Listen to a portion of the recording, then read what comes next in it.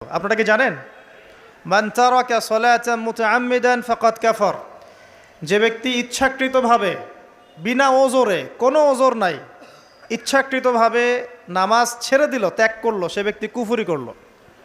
এখন আপনি বলেন কুফরি যে ব্যক্তি করে সে কি হয়? যদি আমরা ধরেও নেই সে মন থেকে নামাজ অস্বীকার করে না, অলসতা বশত পড়ে নাই, তারপরেও তো কাজটা ফাঁসেকি, তাই নয় কি? আচ্ছা, তো আজকের প্রথম নসিহত হচ্ছে 5 ওয়াক্ত নামাজ মৃত্যুর আগ পর্যন্ত কেউ ছাড়বেন না। আমার সাথে ওয়াদা করেন যে ইনশাআল্লাহ আগামী যতদিন বেঁচে থাকবো 5 ওয়াক্ত নামাজ জামাতে পড়ার চেষ্টা করব, যদি জামাত না পাই একা পড়ার চেষ্টা করব। আল্লাহ পাক তৌফিক দান করুন, আমিন। আজকে যদি এই কথাটাই শুধু বাসায় নিয়ে যেতে পারেন যে 5 ওয়াক্ত নামাজ আর জীবনে ছাড়বো না, আমাদের আজকের মাহফিল সফল।